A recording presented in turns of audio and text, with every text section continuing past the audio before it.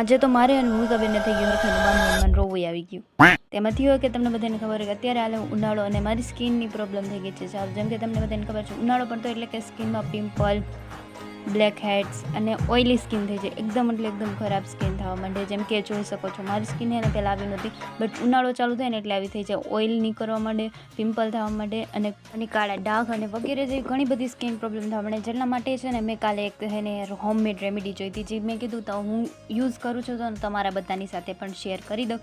જે હોમમેડ એટલે ઘરે જ બની જાય અને જેના કોઈ સાઇડ ઇફેક્ટ નથી, એટલે કે કોઈ નુકસાન જ નથી, જેના ફાયદા જ ફાયદા છે. એના માટે મેં લઈ લીધું 1 ચમચી મુલતાની મીઠી, 1 ચમચી ગુલાબજળ અને 1 ચમચી દહીં, જેને ત્રણેયને મિક્સ કરી વાળવાનું છે.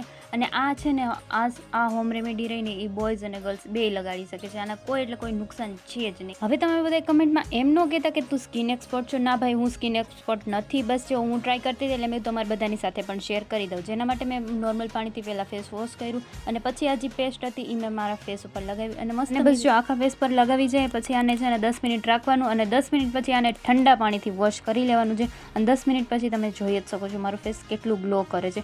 હા, આ તમે એને ડેલી યુઝ કરો ને તો પણ આના કોઈ નુકસાન નથી છે. એટલે મેં તમને બધા સાથે શેર કર્યું. તમારે ટ્રાય કરવું હોય તો કરજો, ના કરવું હોય તો તમારી મરજી છે. બસ પણ મને તો એક દિવસના યુઝમાં જ બહુ બધો ફાયદો મળ્યો, એટલે હું તો ડેલી યુઝ કરી શકું. તમારી સ્કિન જોવો એક વખત.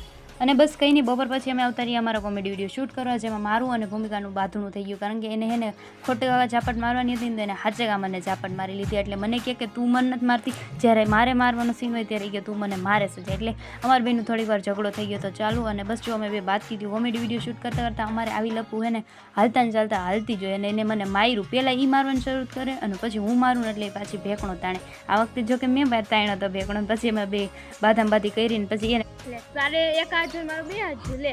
અરે કાલ ખબર પડે. આમ જો કેટલો મારો તારો વાક ખાવાય ને તો તારે ખાવું ના હોય.